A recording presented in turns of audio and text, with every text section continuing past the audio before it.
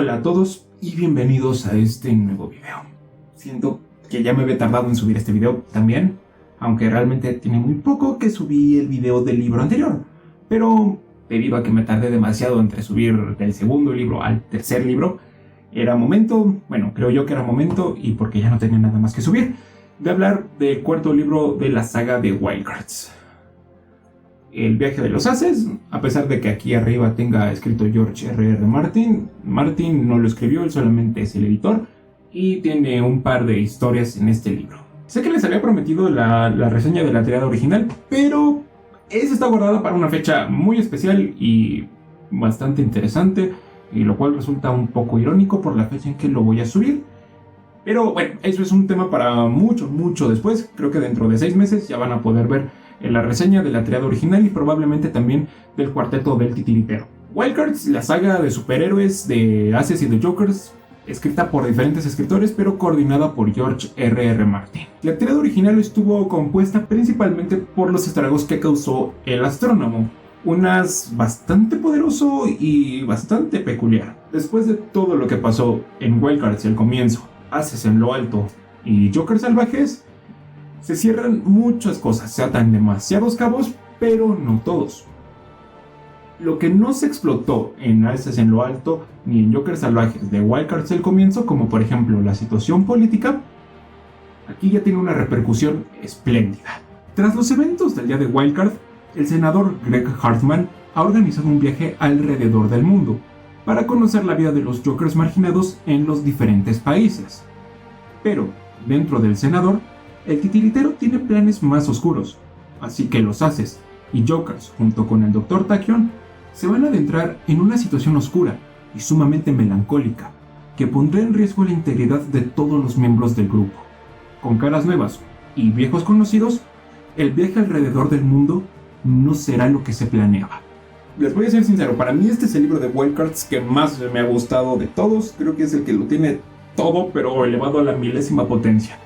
Es por eso que esta va a ser una reseña bastante larga que seguramente me va a dejar sin voz, por lo que antes de ir directo a las cosas buenas les voy a decir lo único malo del viaje de los Aces. El senador Greg Hartman, yo diría que es el protagonista. Todas las situaciones giran alrededor de él. Él es el foco central de la historia. Y llegado a un punto avanzado de las, 300 páginas, no vuelve a aparecer hasta casi la 400 o algo así. Entonces desaparece una muy buena parte de la historia, lo cual es extraño y no tiene mucho sentido, puesto que él es el protagonista de esta historia. Pero es lo único malo que tengo que decir. Ahora sí, vamos con las cosas buenas. Desde el principio, en la primera página, se nos remarca que este va a ser un libro muy diferente. Y por no decir que es el más grueso de todos, porque tiene casi 650 páginas. Se nos deja muy en claro que aquí no se va a ir por el lado ficticio de las cosas, sino por el lado social y por el lado político. Lo que hace interesante este libro, para mí, es que nos salimos de la zona de confort. Ya no estamos en Jokertown ni en Manhattan. Ahora estamos alrededor del mundo. Se expanden los horizontes de una forma fresca, ya que estamos en Cuba, en México, en Guatemala, en Brasil, en Argentina, en Praga, en Alemania, en China, en Rusia, en Japón, en África, en el Congo. Estamos en muchísimas partes. Estamos en Oriente Medio, lo que da una complejidad bastante interesante a los personajes. Hay una crítica sociopolítica, una crítica cultural y sobre todo la forma en que los personajes son introducidos a este nuevo contexto es espectacular.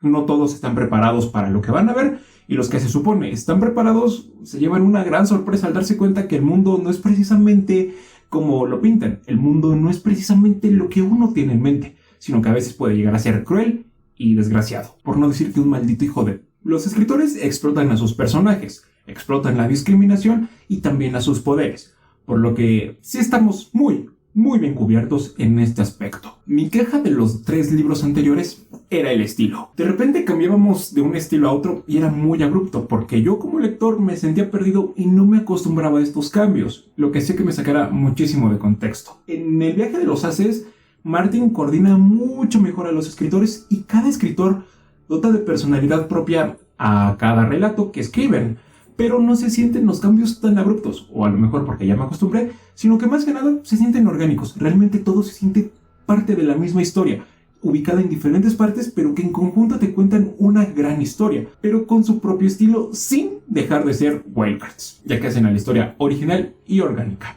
Algo que me gusta mucho de la saga de Wildcards es que se siente como si estuvieras leyendo un cómic, pero en libro. Porque los escritores no solamente utilizan a sus personajes. John G. Miller no solamente utiliza a Chrysalis o a Yeoman, también aquí utiliza a Peregrine. Lo mismo que nuevos escritores no utilizan haces que ellos hayan creado, sino que utilizan haces que ya fueron creados o también Jokers y los ponen en un contexto bastante interesante que creo que los creadores de estos personajes no hubieran podido llevar a sus personajes, ya que investigan sobre culturas, sobre los países, para crear un ambiente perfecto, pero eso sí, lleno de respeto hacia las culturas y hacia los países, y también con un gran respeto hacia las sociedades en donde pasan estas historias. Hay haces y Jokers que representan una amenaza para todos los involucrados en este viaje, con poderes sumamente increíbles que representan más de una cosa dentro de la historia, como por ejemplo yugos que han sometido a la población mundial, políticos malvados que solamente velan por su propio bienestar, el machismo y la represión femenina en diferentes partes del mundo como una cultura pues normal y tradicional, el silencio, la tristeza y la devastación que han sufrido muchísimas sociedades, muchísimas culturas alrededor del mundo, igual son una parte importante, pero también lo es remarcar la belleza de las cosas, remarcar la belleza de la naturaleza, remarcar la belleza de las culturas, que más que nada hace un contraste interesante porque te recuerda que a veces así es el mundo, a veces puede ser muy, muy lindo o a veces puede ser la peor posilga. Ya que nos adentramos en estos temas sociopolíticos, tengo que remarcar dos cosas, los interludios que se manejan. El primero es el diario de Javier Desmond, escrito por George R.R. Martin, que es la única participación de Martin en este libro. Aquí Javier Desmond, el alcalde de Jokertown, nos va remarcando y relatando y recapitulando todo lo que pasa en los viajes, todo lo que pasa en cada país, y también sirve para hacer una crítica social, política y cultural de una forma orgánica y muy, muy acertada. Y qué mejor para contar eso que el alcalde de Jokertown, uno de los primeros Jokers que sufrió una discriminación horrible. El otro interludio se llama Los matices del odio, que está escrito por Stephen Lake, que como mencioné, Stephen Lake para mí fue el que creó el mejor capítulo de Wildcards, el comienzo, con lo que pasa con precisamente el senador Hartman, Gimli y Sucubus. Stephen Lake nos presenta al senador Hartman como lo que es, una persona bondadosa que busca llegar al poder, sin importar lo que tenga que hacer. Aunque eso sí, el senador Hartman aquí trata de hacer las cosas bien, pero sigue estando torturado por lo que pasó en una revuelta que seguramente, pues, si ya leyeron Wildcards al comienzo o vieron mi video, como que tendrán una noción de qué es lo que pasó ahí. Aparte de que también sirve como igual ciertos capítulos para recapitular las cosas que han pasado y para dar una crítica más que nada política e interna hacia estos altos gobernantes. Como mencioné, se recuperan varias cosas del libro de Wildcards al comienzo que quedaron rezagadas, que no tuvieron repercusión en los dos últimos libros, pero aquí tienen un papel más importante. Tenemos regresos de viejos conocidos y también un desarrollo de estos viejos conocidos a una profundidad que creo yo nunca se logró. Por ejemplo, Golden Boy, el as creado por Walter John Williams. Sí, este as es una parte importante para la historia de los ases, de los Jokers, de Wildcards y de Jokertown y de todo el universo. Pero sigo creyendo que no tuvo la mejor introducción y que muchas cosas fueron muy precipitadas. Siento yo todavía que a día de hoy ese relato de Walter John Williams tenía mucho potencial, pero realmente no se terminó explotando del todo. Pero aún así, Golden Boy para mí igual fue un recuerdo bastante bueno, un recuerdo ambiguo y un poco amargo, porque él fue un traidor que por su culpa muchas cosas malas pasaron. Y aquí, en este libro, Golden Boy tiene una repercusión bastante grande, porque él viajó alrededor del mundo para hacer cosas que igualmente fueron repudiadas. Entonces, al visitar los países donde Golden Boy es repudiado, como que se logra lo que Walter John Williams no pudo. Y eso a mí me llenó de nostalgia y me fascinó. En cuanto a los escritores, tengo que decir que me llevé una sorpresa increíble con el libro, porque yo pensaba que los escritores que no me habían gustado en los libros anteriores aquí me iban a decepcionar completamente y que los que me encantaron aquí iban a ser pues igual una genialidad. La sorpresa es que para mí aquí todos fueron una condenada genialidad. Y ahora sí, vamos a hablar de cómo hacen los escritores las cosas aquí en Wildcards. ¿Las hacen bien, las hacen mal o las hacen perfectas? John G. Miller, el hombre que escribió más relatos y más libros de Wildcards. Aquí nos deja un poco de lado a Yeoman y su vendetta por su familia, y nos va a centrar en Chrysalis, Una Joker para mí muy peculiar y una de las más interesantes, porque hasta este libro no es donde conocemos su origen, y también se nos pone en una situación bastante complicada en Cuba, sin dejar de lado los aspectos sexuales y la prosa de John G. Miller, que es tan ligerita, tan clara, que te llega a contar tantas cosas en tan poco, que yo estaba fascinado con este capítulo de Bestias de Carga. Una sorpresa para mí fue lo que hizo Lindsay Harper apartándose de Edward Bryant para escribir Derechos de Sangre. Pongan atención a lo que les voy a decir, pongan atención a lo que hizo Lindsay Harper con esto. En Guatemala todavía están ciertas culturas mayas muy arraigadas, como lo es en Yucatán y toda la península. El detalle es que aquí tenemos mayas con superpoderes que se van a agarrar a turbomadrazos con militares. Y eso no es la parte interesante. La parte interesante es que no se deja de lado las cosas místicas, las cosas culturales de estas personas. Por lo que aparte de tener batallas colosales entre mayas con superpoderes, vamos a tener visiones y una investigación espléndida respecto a esta cultura, que no les puedo decir nada más que para mí fue emocionante ver mayas partiendo madres a diestra y siniestra. Con superpoderes fue para mí como un orgasmo cultural mexicano. Bueno, solamente que fueron en Guatemala, pero bueno, se entiende. Kevin Andrew Murphy es un agregado nuevo para este libro. Él escribe con todo y verrugas. Un relato centrado en Troll, este de aquí. Un Joker con una apariencia no muy agradable y con 3 metros de altura. Uno de los Jokers más fuertes y más altos que pueden existir. Y para mí fue un relato súper especial, ya que nos va a contar sobre Troll y su apariencia, y cómo detrás de esas verrugas, detrás de esas escamas, hay un corazón humano que late, y que está dispuesto a hacer el bien y ser un héroe porque es lo correcto. Para mí este fue uno de los relatos más humanos y más increíbles que yo pudiera imaginar, y uno de los más sorpresivos, eso sí lo tengo que decir.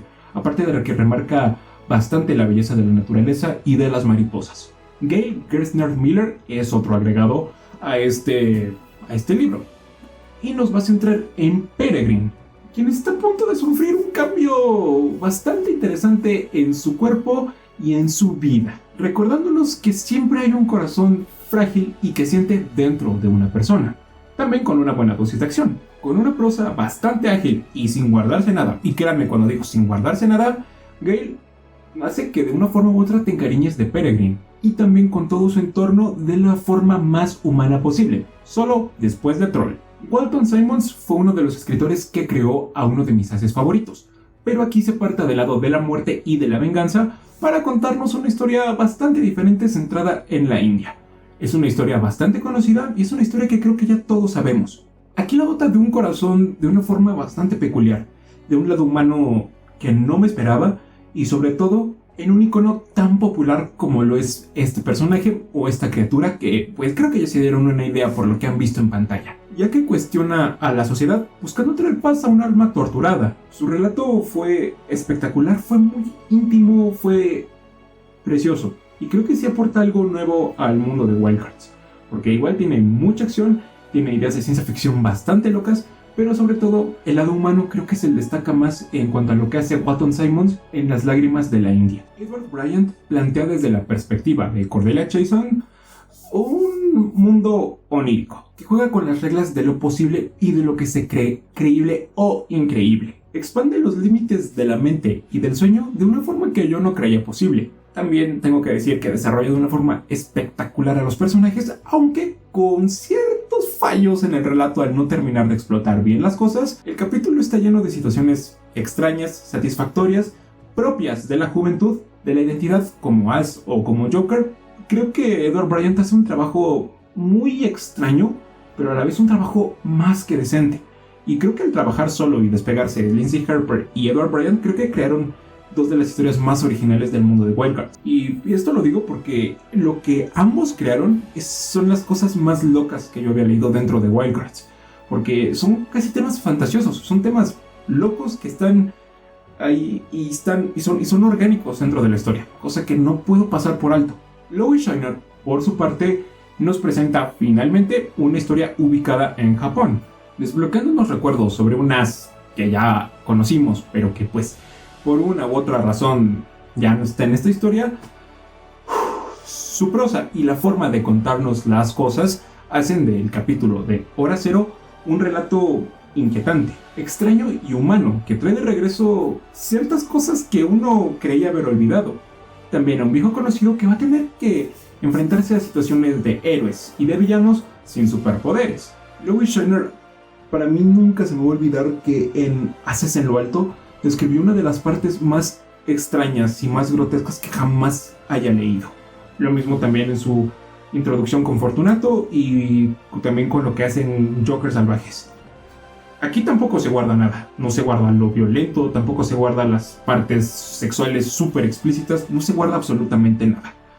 Todo es llevado al límite, la prosa, los personajes, las situaciones violentas, qué personajes están en riesgo, cómo están en riesgo y sobre todo un cambio bastante interesante al final que pone punto final a las cosas de ciertos haces y de ciertos Jokers. Carrie Bone, la chica que nos llevó de Jokertown por la noche, ahora nos va a llevar a Praga, con una as bastante peculiar que buscará proteger a una chica de sus padres y de una sociedad que no está lista para aceptar los cambios. Llena de calidez y de momentos melancólicos, Carrie Bone mezcla muchas emociones de una forma bastante peculiar. Y una situación que personalmente me causó bastante intriga, que no podía parar de pasar las páginas hasta ver cómo funcionaban las cosas, cómo funcionaban los poderes y cómo iba a terminar la situación, porque realmente se me hizo muy interesante lo que Carrie Bone planteaba. Y es que de pasar una noche completa en Jokertown sin que realmente hubiera muchas repercusiones o que me encariñara mucho con ciertos personajes, Carrie Bone creo que escribió uno de los relatos más impactantes para el viaje de los haces. Sobre todo por el final y ese giro bastante interesante que se da. Y también la forma en que funcionan los poderes de nuestra as. La sorpresa del libro se la lleva un viejo conocido. El mismo que escribió respecto a dinosaurios que son montados por caballeros medievales. Que creó uno de los haces más interesantes que puede haber dentro del universo Wildcards. Y no me refiero al Capitán Trotamundos, sino me refiero a Mackie Miser. Un as que para mí fue espectacular. Lo que hace Víctor Milán aquí fue espléndido. Creo que es el relato con las emociones más fuertes de todo el libro, ya que va a poner en jaque al senador Hartman de una forma bastante intensa con un viejo conocido, pero el agregado de esto es el as loco, Mackie Miser, un joven inestable que va a causar un desequilibrio a todo lo que pasa alrededor de él. Este as es violento, sangriento, brutal, inestable. Es un homosexual de closet que puede alterar las partículas de su cuerpo. Ese as es, en verdad, yo cuando lo estaba leyendo se me ponía la piel chinita del miedo que le tenía.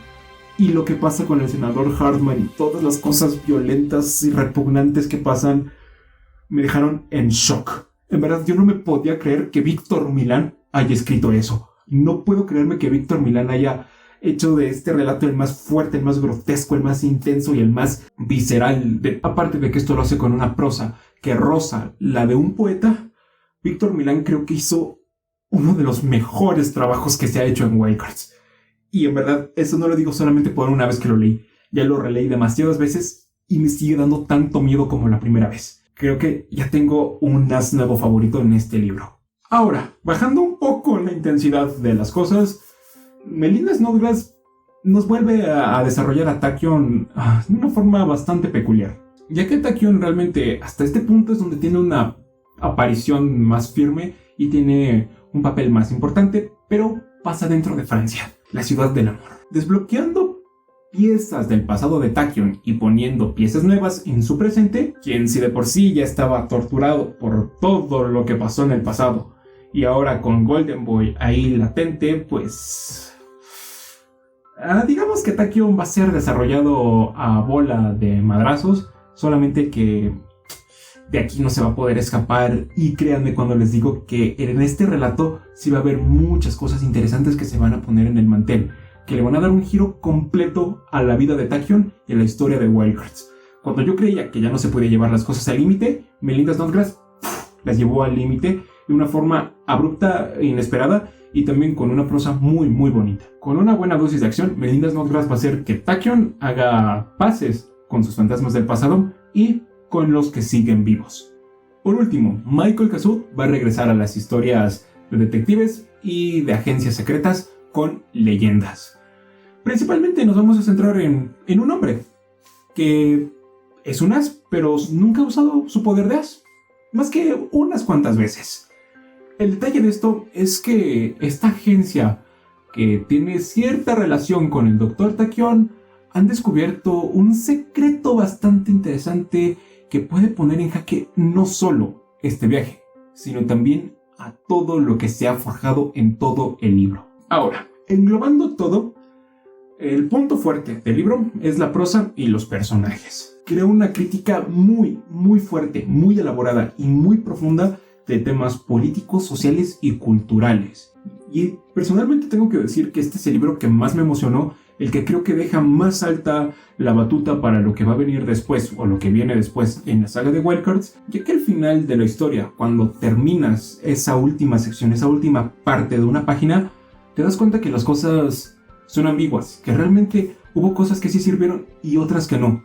Y ese sentimiento de que hay algo ahí que no está completamente bien del todo, pero que de cierta forma sí lo está, es... no puedo decir otra cosa más que es espléndido, es espectacular, porque los personajes no son los mismos que cuando inició el viaje a cuando lo terminan. Han pasado por traumas, por cambios físicos, por cambios emocionales, por descubrimientos de poderes, por situaciones que pusieron en riesgo su vida y, en fin, muchísimos descubrimientos que son bastante importantes y que no puedo esperar para ver qué es lo que van a hacer para ver qué es lo que hicieron en el quinto libro de Wildcards. En conclusión, tengo que decir que este es el mejor de toda la saga hasta el momento. Es el que más me sorprendió, es el que tiene un estilo bastante marcado, a pesar de que los escritores igual tienen su propio estilo. Engloba perfectamente las cosas. No puedo decir nada más que me encantó. Wildcards realmente aquí es donde representa un aire fresco al género de los superhéroes y sobre todo un aire fresco a la literatura. Pero bueno, eso es lo que a mí me pareció. Espero que les haya gustado Wildcards y nos vemos en la próxima.